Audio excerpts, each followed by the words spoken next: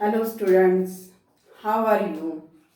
I hope you are the safe and healthy at your home and you are taking care about your studies and you do your homework regularly.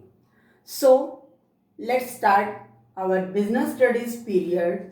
In last video you studied the second unit principle of management, and principle of management are broad and general guidelines for the behavior of manager to face the situation and take the decision making capability. So they are important and they have some features. They are important for any organization because it's play a vital role in to run the organization. So next we continue the topic, and next topic is fuels principle of management. Different management expert give the principle of management, and there are two mainly principle you learn about it. Number one, fuels principle, and second is FW Taylor principle. So first of all we studied the fuels principle of management, and firstly I describe the something about fuels.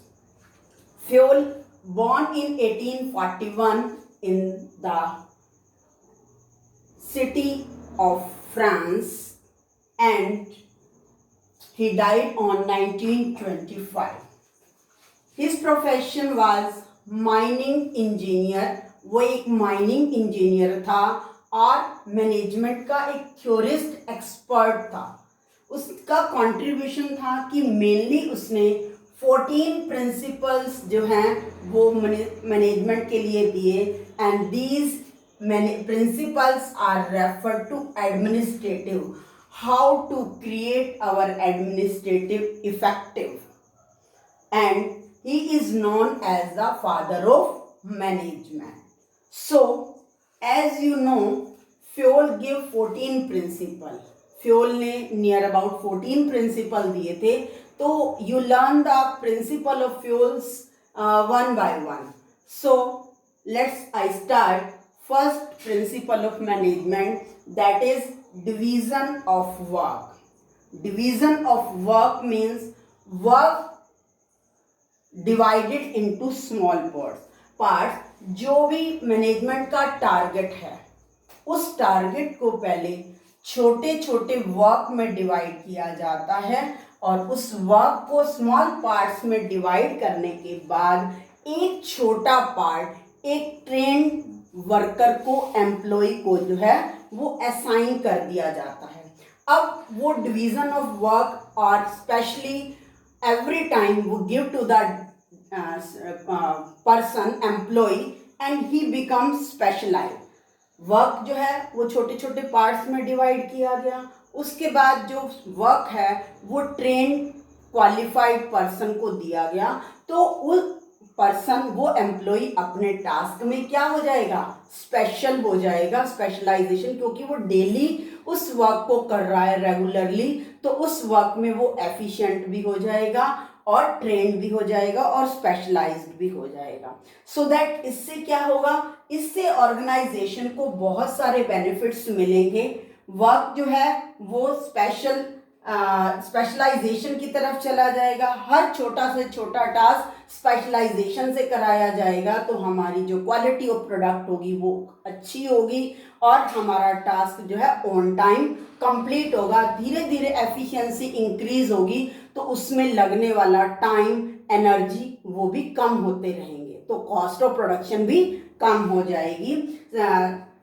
First of all it leads to specialization and simplify the work. Work क्या हो जाएगा, daily जब हम एक work को बार बार करते हैं तो वो हमारे लिए सिंपल हो जाता है और वो हमारी एफिशिएंसी को इंक्रीज करता है. ये जो फ्यूल का प्रिंसिपल है ये दोनों ही वर्क के लिए अप्लाई हो जाता है, चाहे वो मैनेजरियल वर्क हो, चाहे वो टेक्निकल वर्क हो। टेक्निकल वर्क जिसमें टेक्निक्स मशीन्स यूज हो रही हैं, और managerial work that means administrative work. ये प्रिंसिपल दोनों ही वर्क के लिए एप्लीकेबल है। सेकंड है अथॉरिटी एंड रिस्पॉन्सिबिलिटी। अब ये दोनों अथॉरिटी और रिस्पॉन्सिबिलिटी एक ही क्वाइन के दो पोज हैं, एक अथॉरिटी और एक रिस्पॉन्सिबिलिटी। अब जिस पर्सन को, जो इस एम्प्लॉय को जो वर्क असाइन किया गया है, उस वर्क से रिलेटेड उसको प्रॉपर बैलेंस में अथॉरिटी दी जाएगी, अथॉरिटी के साथ साथ उसको responsibility, that means he is responsible to give the answer, कि उसको जो टास्क दिया गया है उससे रिलेटेड उसको अथॉरिटी दे दी गई, और उसके साथ साथ उसको रिस्पॉन्सिबिलिटी दी गई कि that you have to complete that work, आपने ये काम कंप्लीट करना है। लेकिन इस अथॉरिटी और रिस्पॉन्सिबिलिटी के बीच में प्रॉपर बैलेंस होना बहुत ज़रूरी है।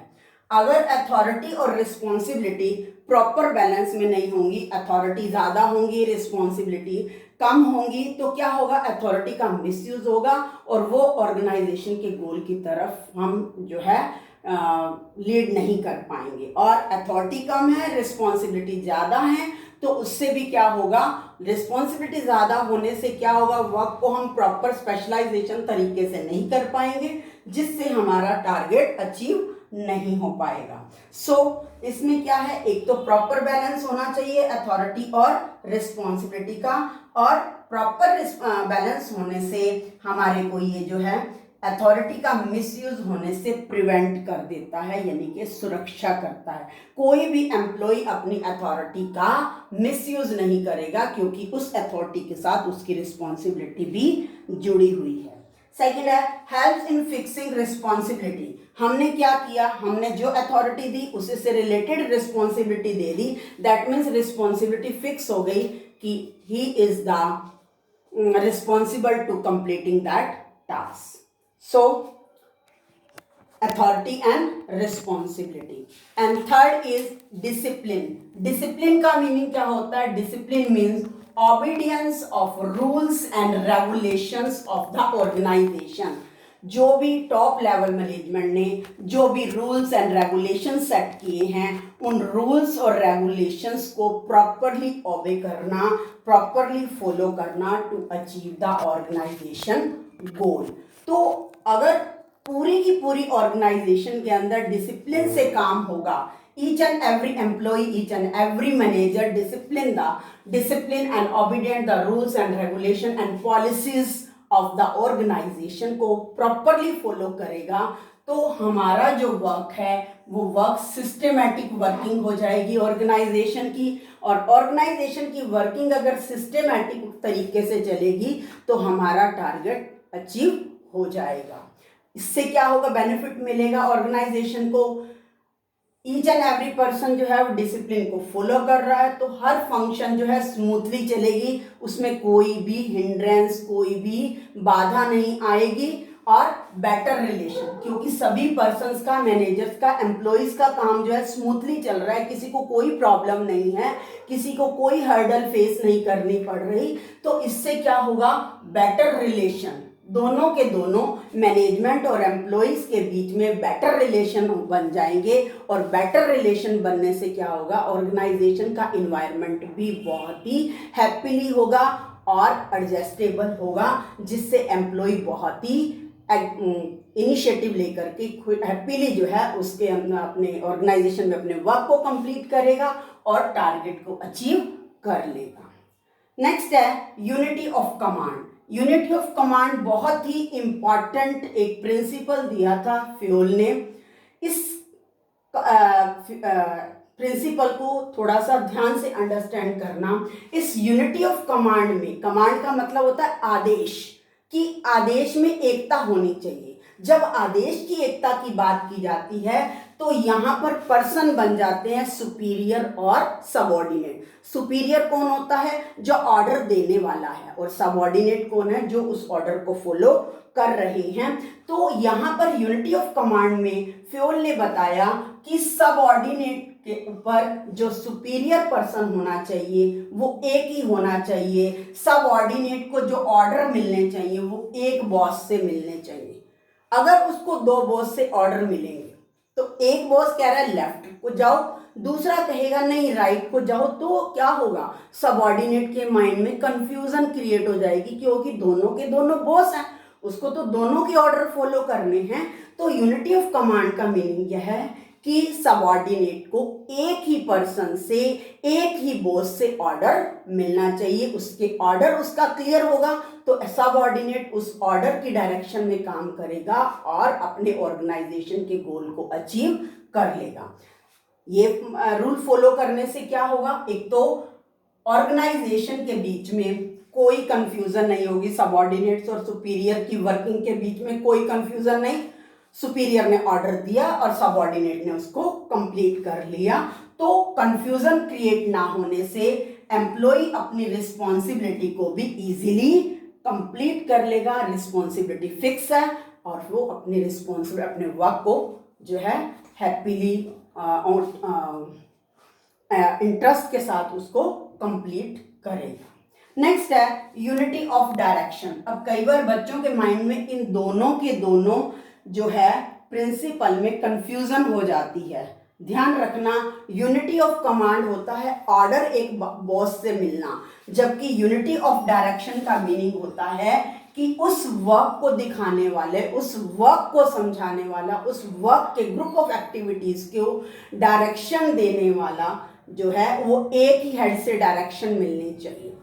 One head for one plan for group of activities. जो हमने ग्रुप ऑफ एक्टिविटीज का एक प्लान बनाया है, एक जो हमने पूरी ग्रुप ऑफ एम्प्लॉयज हैं, उनका एक्टिविटीज हैं, उनके अंदर 10 एम्प्लॉय काम कर रहे हैं, उन्होंने 10 डिफरेंट एक्टिविटीज करनी है, तो उस एक प्लान का एक ही हेड होना चाहिए और उस एक प्लान को एक ही हेड जो है डायरेक्शन देगा।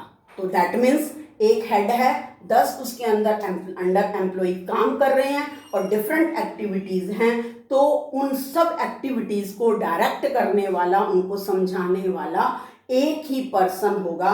तो सभी पर्सन को गाइडलाइन एक ही तरीके से मिलेगी, जिससे वो अपनी रिस्पॉन्सिबिलिटी को इजीली कंप्लीट कर लेंगे। सो यूनिटी ऑफ डायरेक्शन अगर ऑर्गेनाइजेशन के अंदर ये वाला प्रिंसिपल फॉलो होता है तो इम्पॉर्टेंट हो जाता है, हम कॉमन गोल की तरफ बहुत ही जल्दी पहुंच जाते हैं और उसको हेल्प अचीव करने में भी हेल्प मिलती है। सेकंड का इसका बेनिफिट होता है, इसमें यूनिटी ऑफ एक्शन आ जाती है, क्योंकि सभी को काम एक ही पर्सन ने सिखाया है, सभी ने गाइडलाइंस दी हैं, तो एक्शन के अंदर यूनिटी आ जाती है। 10 के 10 एम्प्लॉयज हैं, एक ही एक्शन को एक ही यूनिटी से कर रहे हैं और सभी उनके अंदर कोऑर्डिनेशन फैसिलिटेट, कोऑर्डिनेशन की भावना जागृत हो जाएगी और वो कोऑर्डिनेशन से अपना काम करके अपने टारगेट को अचीव कर लेंगे। इसके बाद थोड़ा सा इसमें डिफरेंस है कि कई बार कंफ्यूजन हो जाती है कि यूनिटी ऑफ कमांड और यूनिटी ऑफ डायरेक्शन दोनों एक ही लगते हैं हमें। यूनिटी ऑफ कमांड ऑर्डर एक बॉस से मिलना और यूनिटी ऑफ डायरेक्शन जो है गाइडलाइंस एक हेड से मिलने, तो कई बार इसमें कंफ्यूजन हो जाती है। तो थोड़ा सा इसके अंदर डिफरेंस होता है, वो मैं एक्सप्लेन कर देती हूँ। First of all unity of command and second is unity of direction.